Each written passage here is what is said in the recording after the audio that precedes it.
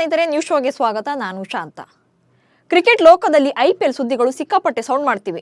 ಈಗಾಗಲೇ ಹರಾಜು ಪ್ರಕ್ರಿಯೆಯಲ್ಲಿ ಒಂದಷ್ಟು ಬದಲಾವಣೆ ತರೋಕೆ ಮುಂದಾಗಿರೋ ಬಿಸಿಸಿಐ ಫ್ರಾಂಚೈಸಿ ಮಾಲೀಕರ ಜೊತೆ ಕೂಡ ಸಭೆ ಕೂಡ ನಡೆಸಿದೆ. ಇದರ ನಡುವೆ ಹಲವು ಫ್ರಾಂಚೈಸಿಗಳಲ್ಲಿ ತಂಡದ ಐಕಾನ್ ಎನಿಸಿಕೊಂಡಿರುವ ಸ್ಟಾರ್ ಆಟಗಾರರೇ ಗುಡ್ ಬೈ ಹೇಳೋಕೆ ರೆಡಿಯಾಗಿದ್ದಾರೆ. ಮುಂಬೈ ಇಂಡಿಯನ್ಸ್ನ hitman Rohit Sharma, Suryakumar Yadav, Lucknow super giants ತಂಡದ ನಾಯಕ ಕೆಎಲ್ ರಾಹುಲ್, ಡೆಲ್ಲಿ ಕ್ಯಾಪಿಟಲ್ಸ್ನ ನಾಯಕ ರಿಷಬ್ ಪಂತ್ ಬೇರೆ ಫ್ರಾಂಚೈಸಿಗಳನ್ನ ಸೇರಿಕೊಳ್ಳೋದು ಕನ್ಫರ್ಮ್ ಆಗಿದೆ. ಬಟ್ ಈ ಆಟಗಾರರು ತಂಡ ಬಿಡೋಕೆ ರೆಡಿ ಇದ್ರೂ ಕೂಡ ಡೈರೆಕ್ಟ್ ಆಗಿ ಟ್ರೇಡ್ ಆಗೋಕೆ ಸಾಧ್ಯ ಇಲ್ಲ. ಅಂದರೆ ಗುಜರಾತ್ ಟೈಟಾನ್ಸ್ ತಂಡದಿಂದ ಹಾರ್ದಿಕ್ ಪಾಂಡ್ಯ ಮುಂಬೈ ಇಂಡಿಯನ್ಸ್ಗೆ ಟ್ರೇಡ್ ಆದಂತೆ ಈ ಪ್ಲೇಯರ್ಸ್ ಟ್ರೇಡ್ ಆಗೋಕೆ ಆಗಲ್ಲ. ಯಾಕೆ ಅನ್ನೋದನ್ನೇ ಹೇಳ್ತೇನೆ. ನೀವು ಸುದ್ದಿಯಾನದ ಸಬ್ಸ್ಕ್ರೈಬರ್ ಆಗೋದಿಕ್ಕೆ ಮರಿಬೇಡಿ.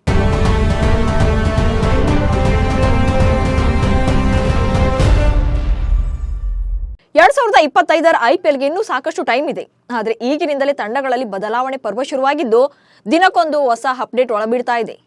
ಭಾರತದ ಏಕದಿನ ಹಾಗೆ ಟೆಸ್ಟ್ ನಾಯಕ ರೋಹಿತ್ ಶರ್ಮಾ ಮತ್ತು T20I ನಾಯಕ ಸೂರ್ಯಕುಮಾರ್ ಯಾದವ್ ಮುಂಬೈ ಇಂಡಿಯನ್ಸ್ ಫ್ರಾಂಚೈಸಿನ ತೊರೆಯೋಕೆ ಸಿದ್ಧರಾಗಿದ್ದಾರೆ. ಹಾಗೆ ಡೆಲ್ಲಿ ಕ್ಯಾಪಿಟಲ್ಸ್ ನಾಯಕ ರಿಷಬ್ ಪಂತ್ ಮತ್ತು ಲಕ್ನೋ ಸೂಪರ್ ಜೈಂಟ್ಸ್ ನಾಯಕ ಕೆಎಲ್ ರಾಹುಲ್ ಕೂಡ ಬೇರೆ ಫ್ರಾಂಚೈಸಿಯನ್ನು ಸೇರ್ತಾರೆ ಎನ್ನಲಾಗಿದೆ. Rishabh Pant Chennai Super Kings, KL Rahul Royal Challengers Bengaluru ತಂಡಕ್ಕೆ ಬರ್ತಾರೆ ಅನ್ನೋ ಸುದ್ದಿ ಇದೆ. ಅದರಲ್ಲೂ ಈ ಸ್ಟಾರ್ ಆಟಗಾರರು ಟ್ರೇಡಿಂಗ್ ಮೂಲಕ ಮತ್ತೊಂದು ಫ್ರಾಂಚೈಸಿ ಸೇರ್ತಾರೆ ಎಂದು ವರದಿಗಳು ಹೇಳ್ತಾ ಇವೆ. ಅತ್ತ ಫ್ಯಾನ್ಸ್ ಕೂಡ ತಮ್ಮ ನೆಚ್ಚಿನ ಆಟಗಾರ ಯಾವ ತಂಡವನ್ನ ಸೇರಿಕೊಳ್ತಾರೆ ಅಂತ ಭಾರಿ ಕುತೂಹಲದಿಂದ ಕಾಯ್ತಿದ್ದಾರೆ. ಆದರೆ ಹಾರ್ದಿಕ್ ಪಾಂಡ್ಯ ಜಿಟಿಯಿಂದ ಎಂಐಗೆ ಟ್ರೇಡ್ ಆದಂತೆ ನೇರವಾಗಿ ಟ್ರೇಡ್ ಆಗೋಕೆ ಅಸಾಧ್ಯ ಆಗಿದೆ. ಅದು ಯಾಕೆ ಅನ್ನೋದನ್ನೇ ಹೇಳ್ತೇನೆ ನೋಡಿ. ಐಪಿಎಲ್ 2024 ಆರಂಭಕ್ಕೂ ಮುನ್ನ ಗುಜರಾತ್ ಟೈಟಾನ್ಸ್ ಫ್ರಾಂಚೈಸಿಯಿಂದ ಹಾರ್ದಿಕ್ ಪಾಂಡ್ಯ ಟ್ರೇಡ್ ಮೂಲಕ ಮುಂಬೈ ಇಂಡಿಯನ್ಸ್ ಅನ್ನ ಸೇರಿಕೊಂಡಿದ್ರು. ಅವರಷ್ಟೇ ಅಲ್ಲದೆ ಕ್ಯಾಮರೂನ್ ಗ್ರೀನ್, ದೇವದತ್ ಪಡಿಕ್ಕಲ್ ಸಹ ಟ್ರೇಡ್ ಆಗಿದ್ರು. ಅದರಂತೆ ರೋಹಿತ್ ಶರ್ಮಾ, ಸೂರ್ಯಕುಮಾರ್ ಯಾದವ್, ಕೆಎಲ್ ರಾಹುಲ್, ರಿಷಬ್ ಪಂತ್ ಅವರು 2025 ಐಪಿಎಲ್ಗೂ ಮುನ್ನ ಬೇರೊಂದು ತಂಡಕ್ಕೆ ಟ್ರೇಡ್ ಆಗ್ತಾರೆ ಎನ್ನಲಾಗ್ತಿದೆ. ಆದರೆ ಇದು ಈ ಸೀಸನ್ ನಲ್ಲಿ ಸಾಧ್ಯ ಆಗಲ್ಲ. ಯಾಕಂದ್ರೆ 2025 ಐಪಿಎಲ್ಗೂ ಮುನ್ನ ಮೆಗಾ ಹರಾಜು ನಡೆಯಲಿದೆ. ಒಂದು ಫ್ರಾಂಚೈಸಿ 3 ಅಥವಾ 4 ಉಳಿಸಿಕೊಳ್ಳೋಕೆ ಅವಕಾಶ ಇರಲಿದೆ. ಉಳಿದ ಆಟಗಾರರನ್ನ ಬಿಡುಗಡೆ ಮಾಡಬೇಕಾಗುತ್ತೆ. ಹಾಗೆ ಇಲ್ಲಿ ಯಾವುದೇ ಟ್ರೇಡ್ಗೆ ಅವಕಾಶ ಇರೋದಿಲ್ಲ. ಫ್ರಾಂಚೈಸಿ ಬೆರಳೆಣಿಕೆ ಆಟಗಾರರನ್ನ ಮಾತ್ರ ಉಳಿಸಿಕೊಳ್ಳೋಕೆ ಅವಕಾಶ ಇರೋದ್ರಿಂದ ಉಳಿದ ಆಟಗಾರರು ಮೆಗಾ ಹರಾಜಿಗೆ ಪ್ರವೇಶ ಮಾಡಬೇಕಾಗುತ್ತೆ. ಐಪಿಎಲ್ನಲ್ಲಿ ಹರಾಜಿಗೆ ಬರುವ ಆಟಗಾರರ ಮೇಲೆ ಫ್ರಾಂಚೈಸಿಗಳು ಎಷ್ಟು ಬಿಡ್ ಬೇಕಾದರೂ ಮಾಡಬಹುದು. ಹರಾಜಿನಲ್ಲಿ ಯಾವ ಫ್ರಾಂಚೈಸಿ ಹೆಚ್ಚು ಬಿಡ್ ಮಾಡ್ತದೋ ಆ ತಂಡವನ್ನು ಸೇರಿಕೊಳ್ತಾರೆ. ಅಷ್ಟೇ ಯಾಕೆ, ಬಿಡುಗಡೆ ಮಾಡಿದ ತಂಡವೇ ಮತ್ತೊಮ್ಮೆ ಅವರನ್ನ ಖರೀದಿ ಕೂಡ ಮಾಡಬಹುದು.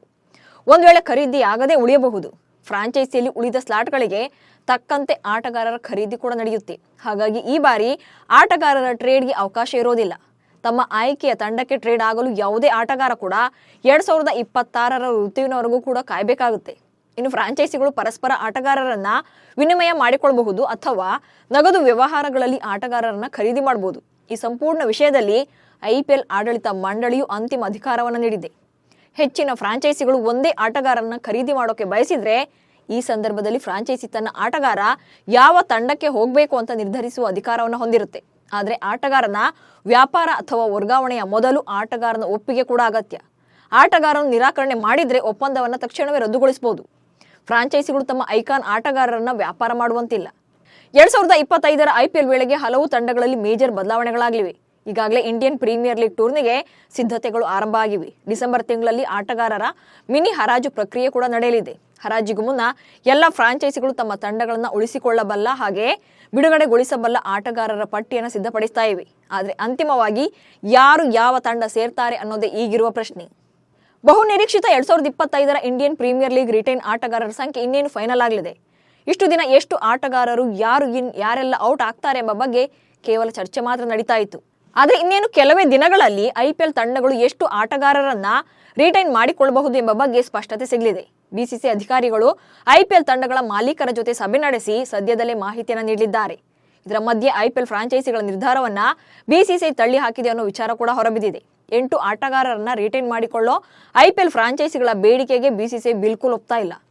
ಅಷ್ಟಕ್ಕೂ ಬಿಸಿಸಿಐ ಮತ್ತು ಐಪಿಎಲ್ ಫ್ರಾಂಚೈಸಿಗಳ ವಾದ ಮತ್ತು ಪ್ರತಿವಾದ ಏನಾಗಿತ್ತು ಅನ್ನೋದನ್ನ ಹೇಳ್ತೇನೆ ನೋಡಿ. ಮೆಗಾ ಹರಾಜಿಗೂ ಮುನ್ನ ಎಷ್ಟು ಆಟಗಾರರನ್ನ ರಿಟೈನ್ ಮಾಡಿಕೊಳ್ಳಬೇಕು ಅನ್ನೋದ್ರ ಬಗ್ಗೆ ಐಪಿಎಲ್ ತಂಡಗಳು ತಮ್ಮ ಅಭಿಪ್ರಾಯವನ್ನ ಮುಂದಿಟ್ಟಿವೆ. ಸದ್ಯಕ್ಕೆ ಸಿಕ್ಕಿರೋ ಮಾಹಿತಿ ಪ್ರಕಾರ ಒಂದು ತಂಡಕ್ಕೆ 5 ರಿಂದ 6 ಮಂದಿ ಆಟಗಾರರನ್ನ ರಿಟೈನ್ ಮಾಡಿಕೊಳ್ಳೋಕೆ ಅವಕಾಶ ನೀಡೋ ಸಾಧ್ಯತೆ ಇದೆ. ಈ ಬಗ್ಗೆ ಅಂತಿಮ ನಿಲುವನ್ನ ಬಿಸಿಸಿಐ ಪ್ರಧಾನ ಕಚೇರಿಯಲ್ಲಿ ನಡೆದ ಸಭೆಯಲ್ಲೂ ಕೂಡ ಕೈಗೊಳ್ಳಲಾಗಿಲ್ಲ. ಐಪಿಎಲ್ ಮೆಗಾ ಹರಾಜಿನ ಮೊದಲು 8 ಆಟಗಾರರನ್ನ ರಿಟೈನ್ ಮಾಡಿಕೊಳ್ಳಲು ಹೆಚ್ಚಿನ ಐಪಿಎಲ್ ತಂಡಗಳ ಮಾಲೀಕರು ಬಿಸಿಸಿಐಗೆ ಪ್ರಸ್ತಾಪ ಸಲ್ಲಿಸಿದ್ರು. ಆದರೆ ಐಪಿಎಲ್ ತಂಡಗಳ ಪ್ರಸ್ತಾಪಕ್ಕೆ ಬಿಸಿಸಿಐ ಡೋಂಟ್ ಕೇರ್ ಅಂದಿದೆ. ಜೊತೆಗೆ ತನ್ನ ನಿಲುವಿಗೆ ಕೂಡ ಅಂಟಿಕೊಂಡಿದೆ. ಯಾವುದೇ ಕಾರಣಕ್ಕೂ ಕೂಡ ಒಳ್ಳೆಯ ಆಟಗಾರರು ಅವಕಾಶವನ್ನು ಕಳೆದುಕೊಳ್ಬಾರದು. ಹಾಗಾಗಿ ಕೇವಲ 5 ರಿಂದ 6 ಆಟಗಾರರನ್ನ ಮಾತ್ರ ಉಳಿಸಿಕೊಳ್ಳಲು ಅನುಮತಿ ನೀಡೋಕೆ ಬಿಸಿಸಿಐ ಮುಂದಾಗಿದೆ. ಬಿಸಿಸಿಐ ತನ್ನ ಗಟ್ಟಿ ನಿಲುವಿನ ಮೂಲಕ ಎಲ್ಲ ತಂಡಗಳಿಗೂ ಕೂಡ ಶಾಕ್ ಕೊಟ್ಟಿದೆ. ಸೀಸನ್ ಕೊನೆ ಕ್ಷಣದಲ್ಲಿ ತಂಡ ಬಿಟ್ಟು ಹೋಗುವ ವಿದೇಶಿ ಆಟಗಾರರಿಗೆ ಸೂಚನೆ ನೀಡಿ ಎಂದು ಎಲ್ಲ ಐಪಿಎಲ್ ಫ್ರಾಂಚೈಸಿಗಳು ಕೂಡ ಬಿಸಿಸಿಐ ಮುಂದೆ ಮನವಿಯನ್ನು ಮಾಡಿದ್ದಾರೆ. ಈ ಮನವಿಗೆ ಸ್ಪಂದಿಸಿರುವ ಬಿಸಿಸಿಐ ವಿದೇಶಿ ಆಟಗಾರರಿಗೆ ಸ್ಟ್ರಿಕ್ಟ್ ರೂಲ್ಸ್ ಅನ್ನು ಜಾರಿ ಮಾಡಲಿದೆ.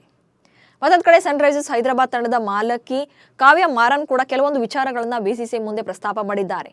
ಈ ಬಾರಿ ವಿದೇಶಿ, ಭಾರತೀಯ ಹಾಗೆ ಅನ್ಕ್ಯಾಪ್ಡ್ ಎಂಬಂತೆ ಆಟಗಾರರ ಪ್ರಮಾಣವನ್ನು ನಿಗದಿ ಮಾಡುವುದನ್ನು ಕೈಬಿಡಬೇಕು ಅಂತ SRH ಫ್ರಾಂಚೈಸಿ ಆಗ್ರಹ ಮಾಡಿದೆ. ಇನ್ನು ರಿಟೈನ್ಗೂ ಮುನ್ನ ಆಟಗಾರರೊಂದಿಗೆ ಫ್ರಾಂಚೈಸಿಗಳು ಚರ್ಚೆ ಮಾಡೋಕೆ ಮುಕ್ತ ಅವಕಾಶ ನೀಡಬೇಕು ಅಂತ ಸನ್ರೈಸರ್ಸ್ ಹೈದರಾಬಾದ್ ಮಾಲೀಕರು ಒತ್ತಾಯ ಮಾಡಿದ್ದಾರೆ. ಒಟ್ಟಾರೆ ಹರಾಜು ಪ್ರಕ್ರಿಯೆಯಲ್ಲಿ ಆಟಗಾರರ ಜೊತೆ ಚರ್ಚೆಗೆ ಅವಕಾಶ ಸಿಕ್ಕಿದ್ರೆ ಕೆಲ ಸ್ಟಾರ್ ಆಟಗಾರರು ಹರಾಜಿನಲ್ಲಿ ಕಾಣಿಸಿಕೊಳ್ಳಲು ಬಯಸಿದ್ರು ಕೂಡ ಅವರನ್ನ ಮನವೊಲಿಸಿ ತಂಡದಲ್ಲಿ ಉಳಿಸಿಕೊಳ್ಳಲು ಅವಕಾಶ ಸಿಗುತ್ತೆ. ಹೀಗಾಗಿ SRH ಫ್ರಾಂಚೈಸಿ ಈ ವಿಶೇಷ ಬೇಡಿಕೆಯನ್ನ ಬಿಸಿಸಿಐ ಮುಂದಿಟ್ಟಿದೆ. ಪ್ಯಾರಿಸ್ ಒಲಿಂಪಿಕ್ಸ್ನಲ್ಲಿ ಭಾರತದ ಪದಕಗಳ ಸಂಖ್ಯೆ 3ಕ್ಕೇರಿದೆ. ಏರ್ ಪಿಸ್ತೂಲ್ ಶೂಟಿಂಗ್ನಲ್ಲಿ ಮನು ಬಾಕರ್ ಕಂಚಿನ ಪದಕ ಗೆದ್ದಿದ್ರು. ಇದರ ಬೆನ್ನಲ್ಲೇ ಮಿಶ್ರ ಏರ್ ಪಿಸ್ತೂಲ್ನಲ್ಲಿ ಭಾರತ ಕೂಡ ಮತ್ತೊಂದು ಪದಕವನ್ನು ಗೆದ್ದುಕೊಂಡಿತ್ತು. ಪ್ಯಾರಿಸ್ ಒಲಿಂಪಿಕ್ಸ್ನ ಪುರುಷರ 50 ಮೀಟರ್ ರೈಫಲ್ 3 ಸುತ್ತಿನಲ್ಲಿ ಸ್ವಪ್ನಿಲ್ ಕುಸಾಲೆ ಕಂಚಿನ ಪದಕ ಗೆದ್ದಿದ್ದಾರೆ. 8 ಮಂದಿ ಒಳಗೊಂಡಿದ್ದ ಫೈನಲ್ ಸುತ್ತಿನಲ್ಲಿ ಒಟ್ಟು 451.4 ಅಂಕಗಳನ್ನು ಕಲೆ ಹಾಕುವ ಮೂಲಕ ಭಾರತೀಯ ಶೂಟರ್ 3ನೇ ಸ್ಥಾನ ಪಡೆದಿದ್ದಾರೆ. ಈ ಮೂಲಕ ಭಾರತಕ್ಕೆ 3ನೇ ಕಂಚಿನ ಪದಕ ಗೆದ್ದುಕೊಡುವಲ್ಲಿ ಯಶಸ್ವಿಯಾಗಿದ್ದಾರೆ. ಪುರುಷರ 50 ಮೀಟರ್ ರೈಫಲ್ 3 ಸುತ್ತಿನಲ್ಲಿ ಸ್ವಪ್ನಿಲ್ ಕುಸಾಲೆ ಕಂಚಿನ ಪದಕಕ್ಕೆ ಮುತ್ತಿಕ್ಕಿದ್ದಾರೆ. ಕಂಚಿಗೆ ಗುರಿಯಿಟ್ಟ ಸ್ವಪ್ನಿಲ್ ಕೆಲವೇ ಪಾಯಿಂಟ್ಸ್ ಅಂತರದಲ್ಲಿ ಬೆಳ್ಳಿ ಪದಕವನ್ನು ಮಿಸ್ ಮಾಡಿಕೊಂಡ್ರು. ಈ ಸಾಧನೆ ಮಾಡಿದ ಮೊದಲ ಭಾರತೀಯ ಎಂಬ ಹೆಮ್ಮೆಗೆ ಪಾತ್ರರಾಗಿದ್ದಾರೆ ಸ್ವಪ್ನಿಲ್. ಬುಧವಾರ ನಡೆದಿದ್ದ ಅರ್ಹತಾ ಸುತ್ತಿನಲ್ಲಿ ಸ್ವಪ್ನಿಲ್ ಕುಸಾಲೆ 7ನೇ ಸ್ಥಾನಿಯಾಗಿ ಫೈನಲ್ ಅನ್ನು ಪ್ರವೇಶ ಪಡೆದಿದ್ರು. ಆಗಲೇ ಭಾರತಕ್ಕೆ ಮತ್ತೊಂದು ಪದಕ ಸಿಗೋದು ಖಾತ್ರಿಯಾಗಿತ್ತು. ಜೊತೆಗೆ ಟಿವಿ ಮುಂದೆ ಸ್ವಪ್ನಿಲ್ ಅವರ ಕುಟುಂಬ ಮಗನ ಸಾಧನೆ ನೋಡಿ ಖುಷಿಪಟ್ರು. ರೈಲ್ವೆ ಟಿಕೆಟ್ ಕಲೆಕ್ಟರ್ ಆಗಿದ್ದಾರೆ ಸ್ವಪ್ನಿಲ್ ಕುಸಾಲೆ. ಇವರು ಮಹಾರಾಷ್ಟ್ರದ ಕೊಲ್ಲಾಪುರದ ಕಂಬಳವಾಡಿ ಗ್ರಾಮದವರು. 28 ವರ್ಷದ ಸ್ವಪ್ನಿಲ್ ಕುಸಾಲೆಗೆ ಶೂಟಿಂಗ್ನಲ್ಲಿ ಅಪಾರ ಆಸಕ್ತಿ ಇತ್ತು. ಭಾರತ ಕ್ರಿಕೆಟ್ ತಂಡದ ಮಾಜಿ ನಾಯಕ ಮಹೇಂದ್ರ ಸಿಂಗ್ ಧೋನಿ ಅವರ ಅಪ್ಪಟ ಅಭಿಮಾನಿ. ಜೊತೆಗೆ ಧೋನಿಯಂತೆ ಇವರು ಕೂಡ ರೈಲ್ವೆ ಟಿಕೆಟ್ ನಿರೀಕ್ಷಕರಾಗಿ ಕಾರ್ಯವನ್ನು ನಿರ್ವಹಿಸಿದ್ರು. ಧೋನಿಯ ಬಯೋಪಿಕ್ ಸಿನಿಮಾವನ್ನ ಪದೇ ಪದೇ ವೀಕ್ಷಣೆ ಮಾಡ್ತಿದ್ರಂತೆ ಸ್ವಪ್ನಿಲ್. ಧೋನಿ ಅವರಂತೆ ಶಾಂತ ಸ್ವಭಾವದವರು ಸ್ವಪ್ನಿಲ್. ಇದೀಗ ಕೂಲ್ ಆಗಿ ಒಲಿಂಪಿಕ್ಸ್ ಪದಕವೊಂದನ್ನು ಗೆದ್ದು ಇತಿಹಾಸವನ್ನು ನಿರ್ಮಿಸಿದ್ದಾರೆ. ಇನ್ನು ಒಲಿಂಪಿಕ್ಸ್ನಲ್ಲಿ ಫೈನಲ್ ಪ್ರವೇಶಿಸಿದ ಬಳಿಕ ಮಾಧ್ಯಮದವರ ಜೊತೆಗೂ ಕೂಡ ಸ್ವಪ್ನಿಲ್ ತನ್ನ ಹೀರೋ ಧೋನಿ ಬಗ್ಗೆ ಪ್ಯಾರಿಸ್ನಲ್ಲಿ ಮಾತನಾಡಿದರು. ಧೋನಿ ಹಾಗೆ ನನ್ನ ಜೀವನದಲ್ಲಿ ಹಲವು ಸಾಮ್ಯತೆಗಳಿವೆ. ನಾನು ಅವರ ಅಪ್ಪಟ ಅಭಿಮಾನಿ. ಅವರ ಬಯೋಪಿಕ್ ನೋಡಿಯೇ ನಾನು ಶೂಟಿಂಗ್ನಲ್ಲಿ ಏನಾದರೂ ಸಾಧನೆ ಮಾಡಬೇಕು ಎಂದು ನಿರ್ಧರಿಸಿದ್ದು ಎಂದು ಹೇಳಿಕೊಂಡಿದ್ದಾರೆ. ಮುಡಾ ಹಗರಣಕ್ಕೆ ಸಂಬಂಧಿಸಿದಂತೆ ರಾಜ್ಯಪಾಲರ ಕಚೇರಿಯಿಂದ ಸಿಎಂಗೆ ಶೋಕಾಸ್ ನೋಟಿಸ್ ಜಾರಿಯಾದ ಹಿನ್ನೆಲೆಯಲ್ಲಿ ಸಿಎಂ ಸಿದ್ದರಾಮಯ್ಯ ಗುರುವಾರ ನಡೆದ ಸಚಿವ ಸಂಪುಟ ಸಭೆಗೆ ಗೈರಾಗಿದ್ದರು. ಸಿಎಂ ಅನುಪಸ್ಥಿತಿಯಲ್ಲಿ ಡಿಸಿಎಂ ಡಿಕೆ ಶಿವಕುಮಾರ್ ನೇತೃತ್ವದಲ್ಲಿ ಸಭೆ ನಡೆಸಲಾಯಿತು. ಮುಡಾ ದಾಖಲೆಗಳನ್ನು ಸಚಿವ ಸಂಪುಟ ಸಭೆಗೆ ತರಿಸಿಕೊಳ್ಳಲಾಗಿತ್ತು. ಯಾರಿಗೆ ಸೈಟುಗಳ ಹಂಚಿಕೆಯಾಗಿದೆ ಎಂಬ ಸಂಪೂರ್ಣ ವಿವರಗಳನ್ನು ತರಿಸಿಕೊಂಡು ಚರ್ಚೆ ನಡೆಸಲಾಯಿತು. ಈ ವೇಳೆ ರಾಜ್ಯಪಾಲರ ನೋಟಿಸ್ ವಿರುದ್ಧ ಸುದೀರ್ಘ ನಿರ್ಣಯ ಮಾಡಿ ಕ್ಯಾಬಿನೆಟ್ ಒಪ್ಪಿಗೆ ಕೂಡ ಕೊಟ್ಟಿದೆ. ರೇಣುಕಾಸ್ವಾಮಿ ಕೊಲೆ ಪ್ರಕರಣದ ಆರೋಪಿಗಳಾದ ದರ್ಶನ್ ಅಂಡ್ ಗ್ಯಾಂಗ್ನ ನ್ಯಾಯಾಂಗ ಬಂಧನ ಅವಧಿಯನ್ನ ಕೋರ್ಟ್ ಆಗಸ್ಟ್ 14ರವರೆಗೆ ವಿಸ್ತರಣೆ ಮಾಡಿದೆ. ಪ್ರಕರಣದ ಎಲ್ಲ ಆರೋಪಿಗಳನ್ನ ವಿಡಿಯೋ ಕಾನ್ಫರೆನ್ಸ್ ಮೂಲಕ 24ನೇ ACMM ಕೋರ್ಟ್ಗೆ ಹಾಜರುಪಡಿಸಲಾಗಿತ್ತು. ಪರಪ್ಪನ ಅಗ್ರಹಾರ ಜೈಲಿನಿಂದ 13 ಮಂದಿ ಆರೋಪಿಗಳು ಹಾಗೆ ತುಮಕೂರು ಜೈಲಿನಿಂದ 4 ಆರೋಪಿಗಳನ್ನು ಹಾಜರುಪಡಿಸಲಾಗಿತ್ತು. ದರ್ಶನ್ ಪವಿತ್ರ ಗೌಡ ಸೇರಿ 17 ಮಂದಿ ಅರೆಸ್ಟ್ ಆಗಿದ್ದು ಪುನಃ ನ್ಯಾಯಾಂಗ ಬಂಧನ ವಿಸ್ತರಣೆ ಮಾಡುವಂತೆ SIT ನ್ಯಾಯಾಧೀಶರ ಮುಂದೆ ರಿಮ್ಯಾಂಡ್ ಕಾಪಿಯನ್ನು ಸಲ್ಲಿಕೆ ಮಾಡಿ ಮನವಿ ಮಾಡಿತ್ತು.